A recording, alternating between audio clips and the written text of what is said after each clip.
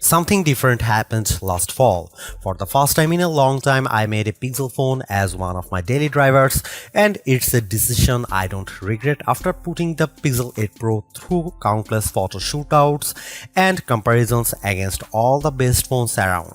Now that its successor is finally here, I have high expectations for the Pixel 9 Pro XL.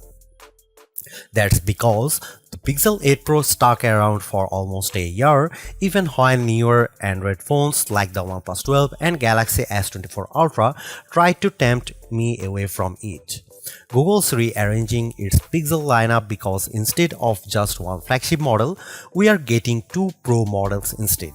Technically speaking, the Pixel 9 Pro XL is the direct successor to the Pixel 8 Pro because of their similar sized screens, whereas the Pixel 9 Pro has a much smaller display.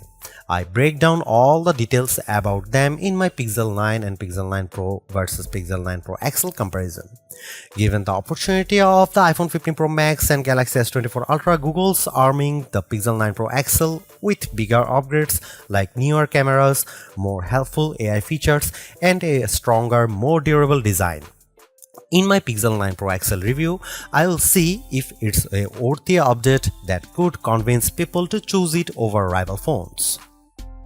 Frankly, I'm annoyed that we are getting back-to-back price hikes because the Pixel 8 Pro launched at $100 more than its predecessor last year with its $999 starting cost. And now with the Pixel 9 Pro XL, it's up by yet another $100 to a starting price of $1,099 in the US. This effectively ends one of the best parts about getting a Pixel phone, their discounted prices. Pixel 9 Pro XL pre-orders are available right now with steep discounts on the flagship phone when you do a trade-in, although it will be available online and select retailers starting on September 4. There's a total of 4 colors at launch: Obsidian, Porcelain, Hazel, and Rose Quartz. I do miss the Bay option for my Pixel 8 Pro, but I do like the Rose Quartz color of my Pixel 9 Pro XL review unit because of its lighter tone. I'm really annoyed that the base starting storage is still 128GB. First and foremost, I love the redesigned camera hump on the back of the phone because it's much more pronounced than ever before. The elongated pill-shaped protrusion in a departure from the edge-to-edge camera bar in past Pixels, but it's exactly what it needs to set it apart from other phone designs. Apart from the camera arrangement, the design of the Pixel 9 Pro XL makes it look eerily similar to the iPhone 14 Pro Max due to the polished metal rims that are now flat as opposed to contoured. I know others may like this change, but it doesn't feel as comfortable to hold as the rounded edges of the Pixel 8 Pro, so it's something I'm just going to need to get used to. Despite this, at least it's still sporting the same matte gloss surfaces as before to give them that always clean, smooth look. Google claims that the design is twice as durable as the Pixel 8 Pro with its IP68 construction, especially with Corning Gorilla Glass Victus 2 protecting its screen. During its Made by Google event, the company made an outrageous claim that Pixel 9 Pro XL 6.8-inch Super Actua display reaches a peak brightness of 3000 nits. I didn't think it was ever going to get close to that in our testing, but I was mistaken.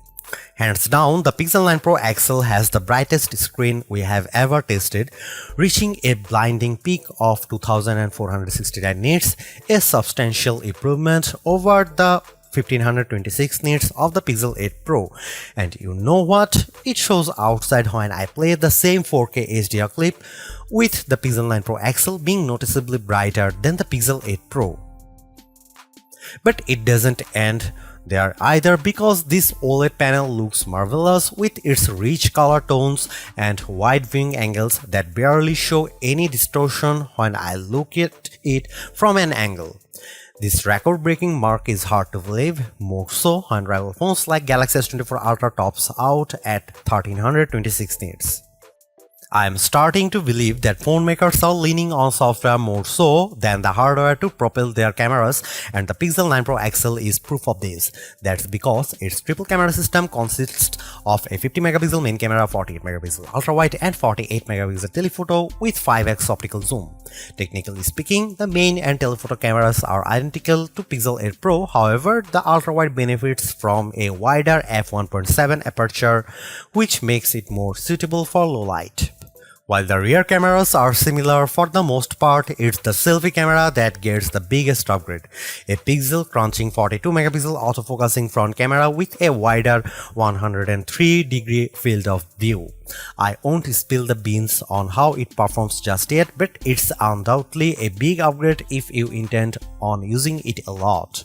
Meanwhile, the camera interface is just as intuitive and robust as ever before. Since it's a Pro model, shutterbugs like myself appreciate the Pro controls that let me dial in a few of the camera settings manually.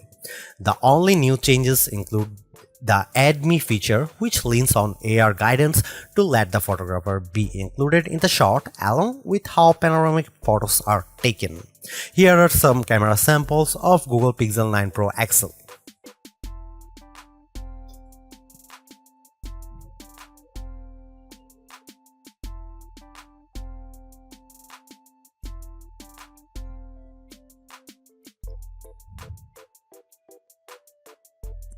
Another reason to choose the Pixel 9 Pro XL is because of its ability to shoot at up to 8K 30 FPS, whereas the previous Pixel 8 Pro caps out at 4K 60 FPS.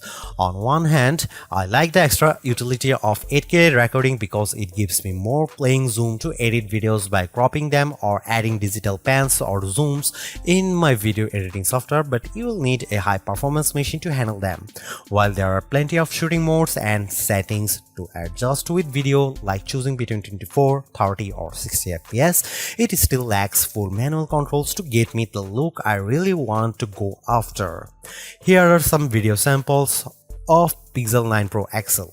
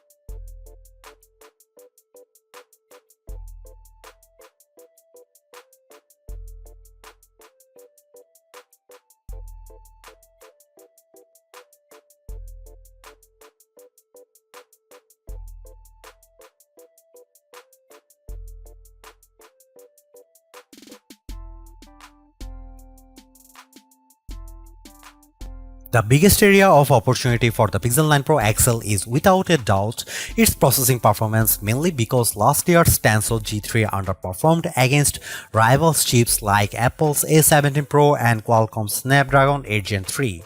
With the Tensor G4 calling the shots, it's an improvement over the Pixel 8 Pro with Geekbench single and multi-core scores averaging at 100, 929 and 4747 respectively. On paper, it beats Pixel 8 Pro's scores of 1699 and 3666, but it trails the performance benchmark results of the iPhone 15 Pro Max and Galaxy S24 Ultra. Despite this, I am happy to report that its performance is buttery smooth and responsive with all the normal functions I do on my phone. I am also pleased by how it manages to keep more apps in memory with its upgraded 16 GB of RAM, which means less refreshing if I am multitasking. Over on the graphics performance side of things, it's a minimal gain running 3D benchmarks while Live Unlimited test to see how its GPU handles.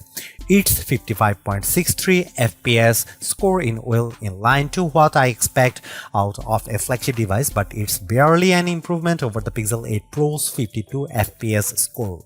And compared to the Galaxy S24 Ultra and iPhone 15 Pro Max, the Pixel 9 Pro XL doesn't come close to matching their insane frame rates.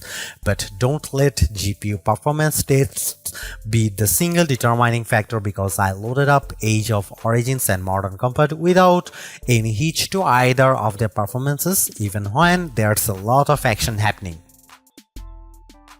Clearly, there are improvements with the Pixel 9 Pro XL. Apart from its brighter display and longer battery life, everything else about the Pixel 9 Pro XL feels like it's modest upgrade at best, which is made tougher due to its $100 price increase. While the new AI features are helpful, I was hoping for bigger improvements around its camera and processing performance. Given that the Pixel 9 Pro has the same exact camera arrangement as this, there isn't much justification on picking the Pixel 9 Pro XL for photography. And compared to its direct rivals, the Galaxy S24 Ultra and iPhone 15 Pro Max, they definitely cost more but have better performance overall.